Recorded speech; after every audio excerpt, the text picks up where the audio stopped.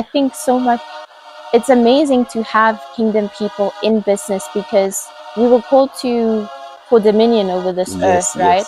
And part of dominion is being financially prosperous, right? How in this world, how do you have dominion if not for money? There's other ways, of course, but you need money. So to have people, kingdom people in business is so important. Yes. Yeah.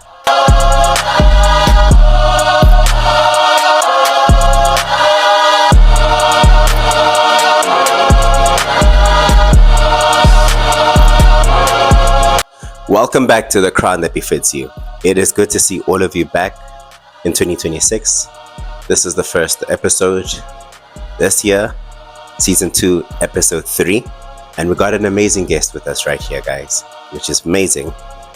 But before we get into the show, I just want to ask you guys, please subscribe to the show so we know, or as well, give you comments and feedback so that we know what we need to do, what we need to improve on, and what feedback we can get from you guys to take it on and improve the show.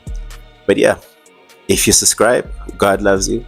If you don't subscribe, God still loves you. So yeah, I grew up Catholic, and then I moved to Pentecostal churches as a teen, and so I came into that side of the walk with Christ that's not so religious, and that was really fun. That was nice. But the whole time now I'm thinking I do know Jesus. And then this is why I think business is so spiritual, because it was through business that I learned who Jesus really is. Yes. So it was in my suffering that I discovered, oh my gosh, this whole time I actually never knew this God. So I first what led me to actually seeking him was very superficial. It was, I need my quick fix. Like, I need my business back on its feet now. Yes. And then now I'm just going deeper and deeper, and I'm realizing, oh my gosh, it's so much more than just, I need my business back. I'm broke now. I actually have found God. And it was so amazing because it was like, oh wow, I never knew him. It was such a, when I actually met him and when I actually died, I realized, wow. So the whole time I was just kind of like under deception. Yes. I hadn't met him, and it's something I can't describe. When you meet him, you know, wow. So this is really, now I know Jesus. Yes. So yeah, it was through my suffering. It was through a wilderness season. And I know some people, you know, they meet God and things get better, I guess. 100%, yeah. For me, things got so much worse. And so I've learned to... Wow. I've learned to find out who Jesus is when he's alongside you in suffering. Would you say he stripped off everything? Like, yeah, everything. You know, there's always like, most people, you say that you actually have a great point. Like, some people's life get a lot better. And then when Jesus is like, okay, your life is going to get better, but we're going to go through a process first. If that's pruning. The pruning part is like, it looks like the embarrassing part. And, yes. And people make fun of you and they don't understand the process, but you do. That's you get so true. Yeah. No one gets it. It's so humiliating as well. So for me, I discovered a lot through this that I was struggling with pride. Yes. I was struggling with actually just the whole lack of identity. Yes. I saw like all of these things were leading to, as they were being taken away, I realized that there's something so much deeper than all of these things that I had, the pride, the arrogance, the love for, I wouldn't say I loved money, but that was like a shield for me. Like that was materialistic things. Yeah, it was kind of like that was where I could place my confidence in. So now when that's gone, I literally have nothing. I'm exposed. Everyone's looking down on me. I'm being ridiculed. No one understands the process. You wouldn't until you're in it. And it's kind of like with Job, how everyone had so much to say and you don't even know what he's going through. Exactly. And that's exactly what it was like with me. So it was going through that, where no one wants to even understand you. People are always just talking at you, telling you, no, but you must have done this, it's this and this. There's so much things where you just kind of have to take it. And that also revealed that there was a pride. I actually just found out now. I'm still kind of working through that pride Yes. side now that I've come online and I see how uncomfortable I actually am. That kind of like showed me, because I get defensive sometimes about certain things, and then that showed me, okay, Yeah. so now God is working through my pride. So Yes. there was a lot of things. There was just this abandonment, rejection that God had to work through in me The whole in process. these years. Yeah, these pruning, refining, wilderness years. And yeah, I've gotten to know him through that. And it's been interesting because I fought him a lot, because it's like, why do other people get to know you in happy times and I have to get to know you Through in this, suffering? in suffering. Yeah. Exactly. Yeah. It's not nice. But it's, my relationship with Jesus is now more than just, firstly, I had to surrender unto his lordship, and also I've gotten to know God as dad, as mom as well. Love I got that. to Yes. know him as that. Yes. So it's been very beautiful. I've gotten to discover also, I thought people, I thought special people, I thought only specific people could hear from God. And Sure. when I, found out, wow, I can actually hear God myself for anything. Like Yes. I just ask him anything and I could hear him. So yeah, I feel like I'm not even answering your question. I just have so much to say about it. I get you. Like, when you're speaking, what actually learned this in December, right? Because a lot of us, just recently. Yeah. So same path, like as well. Like, I had a relationship. Like, I gave my life to Christ properly when I was 16, 17, and then okay, cool. But like maybe in like 21, 22, it became of more like, not like the quick fix. Like, I need to show up when, because I also used to shield a lot of things, like in terms of money, or I have a car. Like, as long as I have money, it covers everything else. It's so much easier to worship Jesus that way when things are good. Exactly. And then you realize, oh snap, when these things are gone, what was the substance? There was no substance in our relationship. 100%. Yeah, and it forces you to grow in that regard, and it's just so painful. Yes. Yeah. So in December, it was like saying we always focus about what God's hand can do. So it's like, oh, that's actually like, we all like worship God, but the truth is we worship his hand, not deeper than that, the relationship. So the pruning, the everything is purposefully, so you can know that, okay, we have a relationship. Yeah. It's just like how Abraham was so obedient. Abraham didn't care about what God's hand can do, because he knew, like, my father's the source, so you can call him dad, And I, like I said, this is how I got to know him as dad, because you've now looked past what his hand can do, relationship. Yeah, I was looking for healing and I discovered the healer. So it's that thing Abraham didn't really care so much about what this provision is. He knows the provider. So it was exactly that way. I'm looking for something specific, something very self-centered, and then I get to find something even greater. And there was this point actually where I was just with him in my prayer time. What's the Christian word for it? My quiet time. Quiet time. Yeah. And I realized, oh my gosh, I have nothing, that I found everything that I needed. It's you, Jesus. It's been you the whole time. I've been thinking like, the end goal is what I came to you first for. Yes. And I found something so much better. So for me, it was also just a revelation that, you know what, my life isn't going to end at this, whatever this is. It's also just made me realize the importance of being a kingdom citizen, that the actual goal isn't the breakthrough I'm looking for, isn't the successful business, isn't whatever that I wanted for myself. The actual goal is to just be commissioned, is to be that servant of Jesus. And this isn't even just a phase. I'm sure some people must have thought like, okay, she's only so much about God now because of what she's gone through. No, it's not a phase. Like, this is actually me, and it's forced me to look beyond what I initially came for. So now it's bigger than It's bigger Bigger than than yourself. myself, bigger than what God is gonna.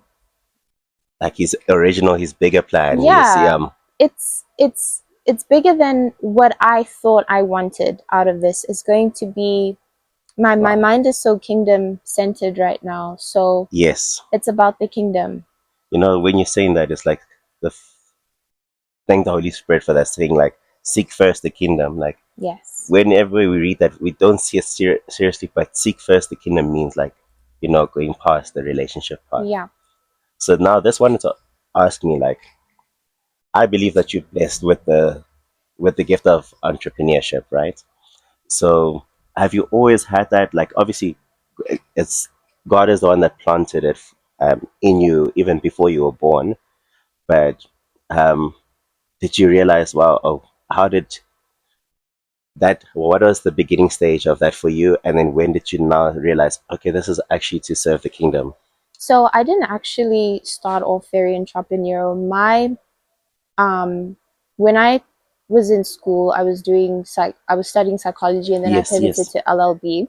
So that starting a business wasn't really the end goal. My business kind of started as a side hustle that just got bigger than I thought it would. yes. And then I realized that wow, this thing actually has potential. Hmm, So hmm. I invested a lot into it before everything blew up in my face. So I only discovered as I was going, and then as Nice. I've been sharing um how just the things that I've learned these years through entrepreneurship, I discovered that okay, maybe I'm explaining these things in a way that are easy for people to understand, and Yes. I think in that is a gift itself. So while you're in school, did the motivation come from, like, um, people don't always like going to school. Like, did that thing of, let me start something for myself because maybe this is not what my dream is. Did that come from there? No, it was just a thing of I wanted my own independence Yes. financially. That's why I started the business. So for me, it really wasn't ever the goal. I never grew up entrepreneurial. What's the word? Entrepreneurial. Entrepreneurial. Yes. And I was going to be either a lawyer, if not a psychologist. And I didn't even Mm. grow up in a business background as well. Wow. My parents, were academic type people. You go to school, get your degree, get a stable job. So Yes. this was very much out of what the line that my family's in.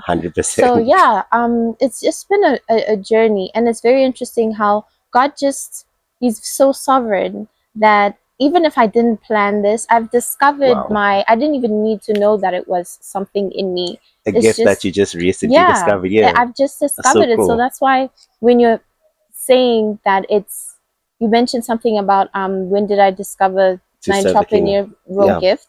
I'm just discovering it, so I don't even register it as a gift. That's But amazing. as I'm teaching people like how to start their small businesses and stuff, I realize, oh wow, this is actually impacting a lot of people. That has to be a gift. Yes, So yes. yeah, I'm only realizing it now, I Um, guess. it's amazing because that shows that's, before we started recording this, we said, like, entrepreneurship, business is a God idea. Like, most people don't Yeah, realize, like, even if you're not a follower, you're doing biblical yeah, principles, it right? is. So even, like, it shows how you know that God is the CEO, because you said, like, you just recently discovered. So even when you're speaking, you're learning along the way. It Yeah. shows that God is in control, not necessarily you, but He's using you as a Yes, as a vessel. vessel. Yes, Yes. so that's amazing because now you're like, that's how you know He's working. And imagine if we can also just release control and all give it to God, this world would be a different place as It well. really would be a different place. With that, how you don't even have to be a believer to be Yes. used by God. Yeah. I think so much. It's amazing to have kingdom people in business because we were called to for dominion over this earth, Yes. right? Yes. And part of dominion is Wow. being financially prosperous, right? How in this world, how do you have dominion if not for money? There's other ways, of course, but you need money. So to have people, kingdom people in business is so important. Yes. Yeah, it's so important to So have, important. yeah, to have someone who is a rep of God, I feel like I'm 100%. now starting to ramble, but Not at in all. these spheres, because it is a form of ministry, and that's why when I get my breakthrough and all, it's so interesting that I'm speaking in a sort of wilderness transition, because 100%. it's been very strange trying to reconcile that. It feels like I'm sharing a testimony, but I'm not even out yet. So it's really interesting.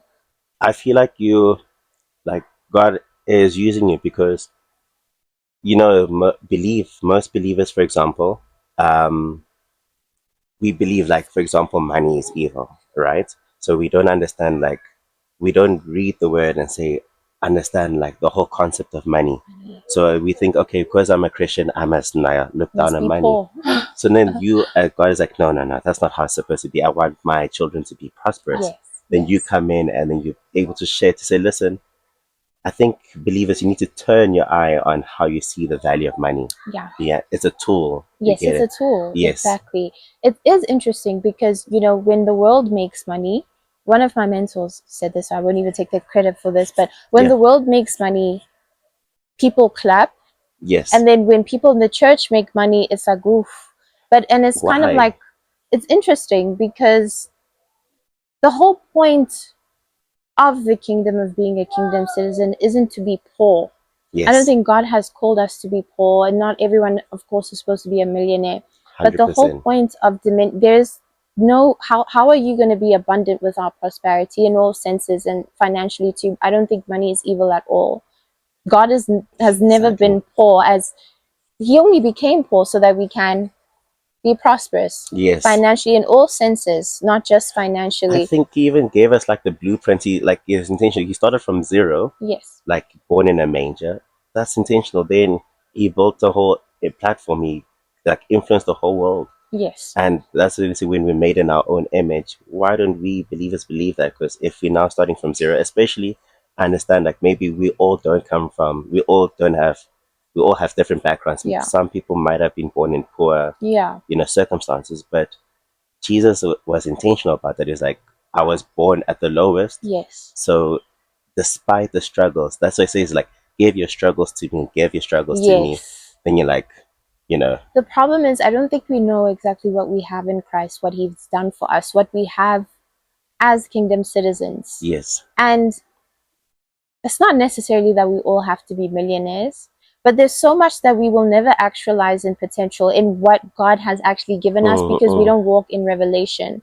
And I think Wow. that's a Yes. huge issue, is that you will always take the world's version of what being a Christian should be like, that we Yeah. should be, yes, we should be humble, but that does not mean we should be fine with poverty, because Exactly. that's humility. We're Poverty is not It's humility. not humility. Exactly. It could be, you could be prideful and poor, and because of Exactly. the version that the world has about what a Christian should be, Yes. you will think that now you're in your purpose, because how Mm. can you be a moneyed Christian? Yes, it's a tool. You can be a moneyed Christian. We should be aiming, because when Christians have the funds, we build schools, we build hospitals, we Exactly. actually build things that help, So you know. if you're born in that poor background, someone who has money is gonna then build the channel for you to then be able to then bless your own generation. Yeah.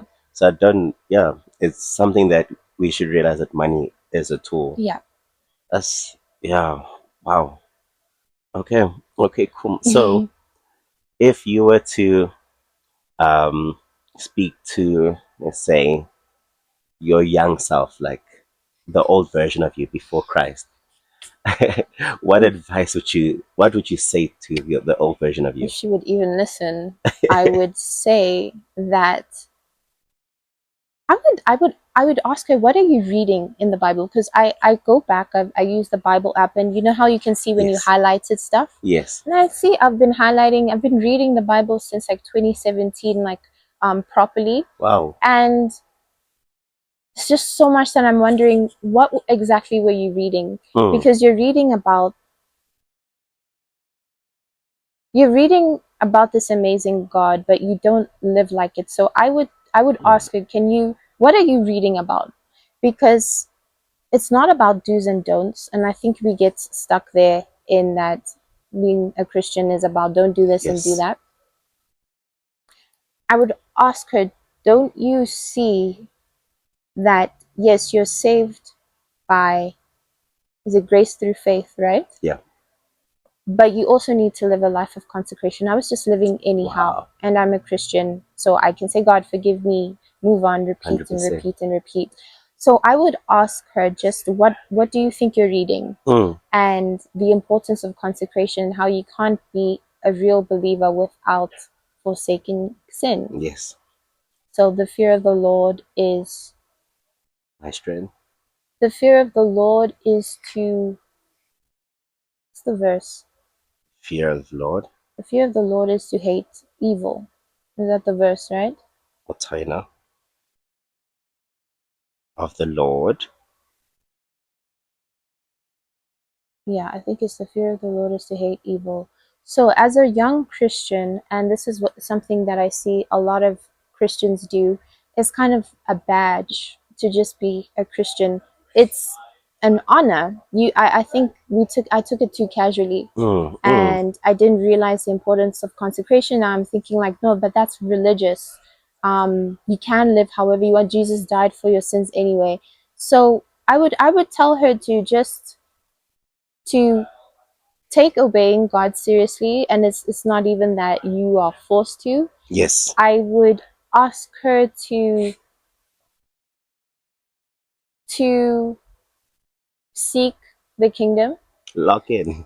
to lock in with God, even if it seems boring, even if it seems like nothing is coming out of it. You will he will find you eventually. Yeah, he will find you eventually. He's there. And I would say, I would also let her know that it becomes easier to follow him once you actually get to know Yes. him. It Yes. comes naturally. So stop worrying about the I shouldn't do this, I should Yeah. do that. Yeah. Worry about getting to know him. I wonder why, the living, you said a good part, like living in the world and compared to walking with Christ, when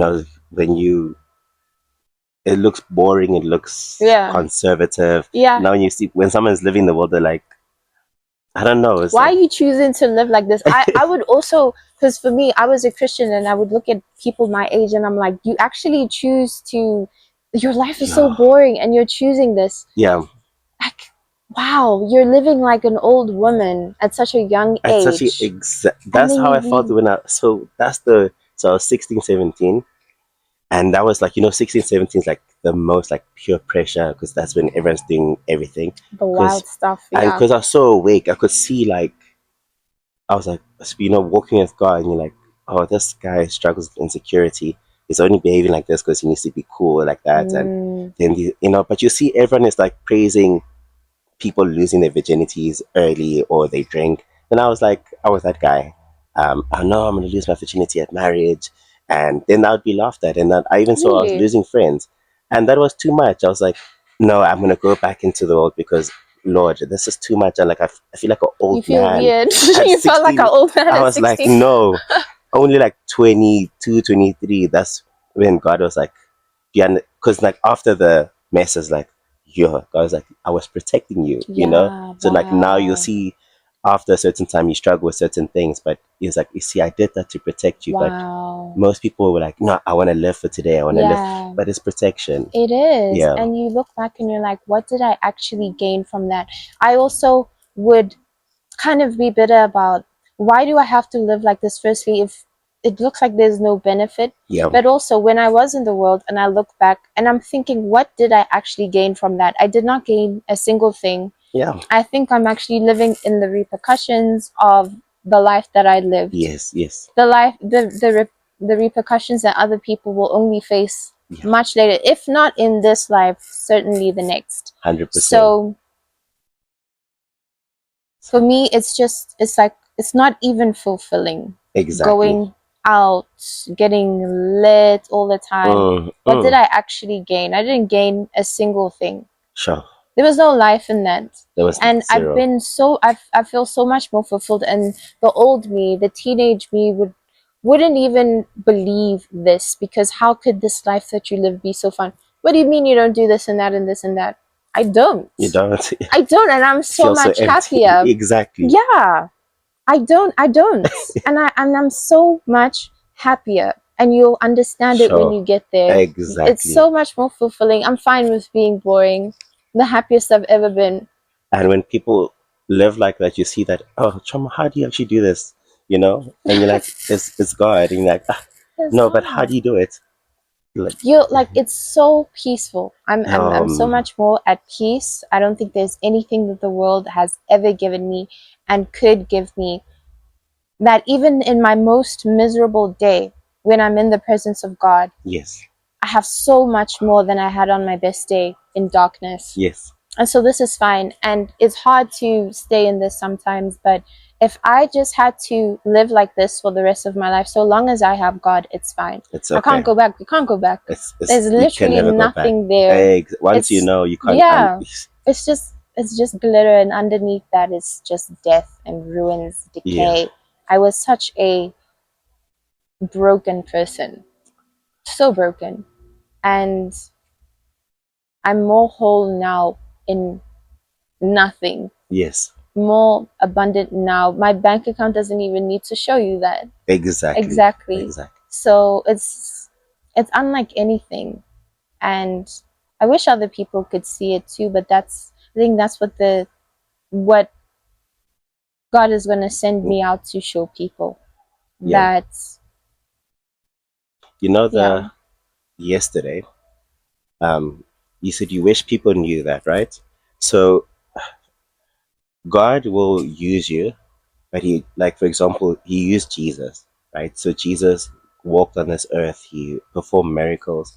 Because funny enough, he realizes he performed miracles. Like, Jesus is the most perfect human being that lived on earth, right? He performed miracles, he healed the sick, he preached, but people still, not everyone like agreed with what he did, right? But Jesus didn't go to that person, run after those people to, yeah, he let go of that control. What he just did was he just continued to walk. yeah, The same thing for us. Like, we always say, I wish people could see, because we can see what God is doing. But I think our role as his children is just to walk the journey, like not preach, but share the word, uh, yeah. live within his kingdom. I get that Yeah. completely. I got it when I first thought I knew God, and I was like, I don't know, just had this fake fire. I was such a Bible basher before I actually You met see, God. I don't know yeah, if you went through that phase. it's called I was Pharisee era. the Pharisee era. Yeah, I love that term. Literally, I was in my Pharisee time, yeah. and I would tell people, "You're going to hell." It's like, who am I actually? I was repelling We over so there. many people. Yeah, You went through that phase? we all, You're going to hell it's for that? no, why would you do that, Yeah. yeah. And so it is in just walking, I see that it is you attract so much more people Yes, when you just exude the just love, the peace that they see. I think if people can see that, how is she so bold? It's not me. How is she so confident? How is she yeah, so, if I look peaceful, how is she so peaceful in this trying time? It's really not me. It is God. So it's in that walk that I yeah, do think people, even if I'm not in my promised land yet, it's in that walk. exactly. So yeah, I've just been discovering this whole new side. The old me in my Pharisee time had no love in my heart, and I was at church every Sunday, and I just look back and I think, but what were you actually doing there? Sure. And I feel like it was to coddle my own pride, to just because there's just something about feeling morally superior when Yes, you're a yes, Christian 100%. and in deception. Yeah, Yeah. yeah. So that was me. That was me. And yeah. Wow, wow. And then I wanted to ask, right? If you were to give advice to someone who wants to walk the same, maybe they want to start a business or they want to do this, what advice would you give that person? Okay. Sorry. It's okay. What advice would I give someone who wants to start business? I would ask, have you been called to? Because especially if you're a Christian, you do not want to find out you don't know God. while you are running the business. Yes. You don't want to pick your struggles. You do not want to learn things the hard way. So were you called to do it? What is your intention behind starting a business? If it's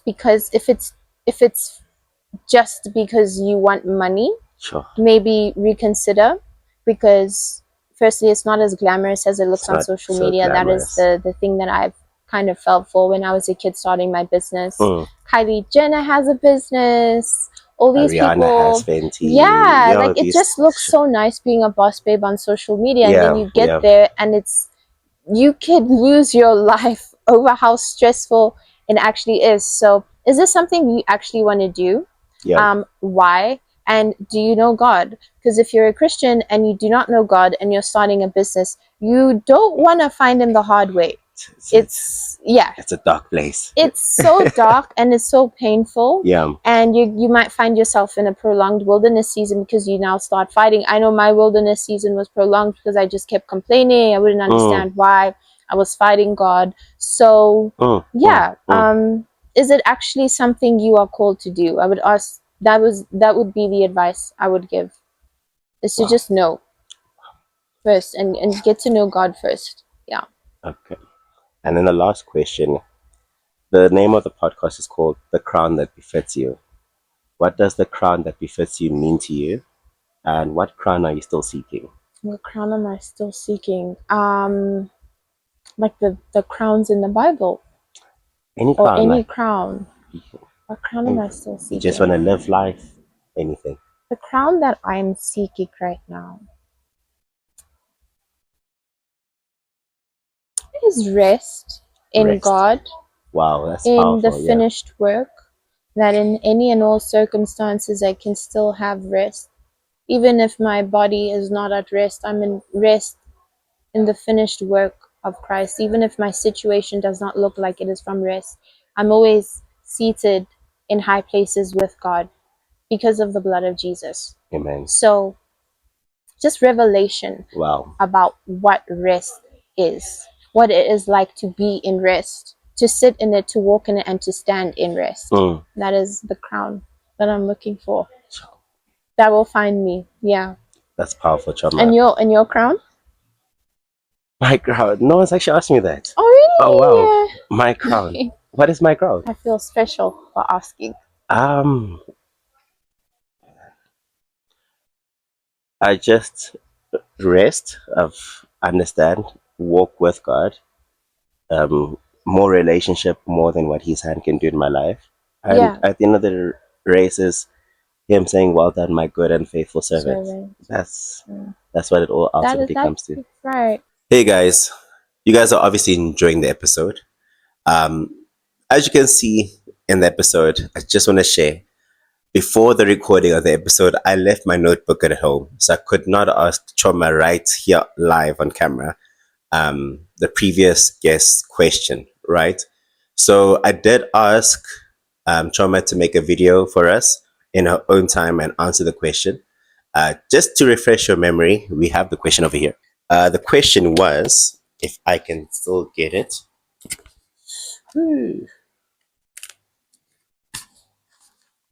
The question was, when did you know for sure and with conviction that God is real? So Chioma made a video for us right here to answer this question. Let's check it out. When did I know for sure and with conviction that God is real? Wow, very profound question. I think I've always known that there is a God, but I knew for sure that he is real, like realer than I ever thought him to be. After being familiar with the Bible my whole life, it was only when I really met him and I saw that this book reads you back, this book speaks to you back, I realized that this is the truth, that the word is God. So I think he became even more real to me when I can read the same verse over and over and over and over and over and over. I get something new each time. So how can a God like that not be the one true God? How can he not be real? And also just how he has healed me more than years worth of therapy and self-help has ever done. How can a God who can do that in brokenness not be real? So for me, I guess that's my answer. Okay, cool. So the last part in this one is I'm going to give you this notebook. Okay. You just need to write a question or two, and I will ask the next guest. The next guest. That's going to be on this podcast. Okay, perfect. Okay, perfect. Then yeah. All right, awesome. I'm going to give you this notebook. Thank and then you. I'm going to disappear.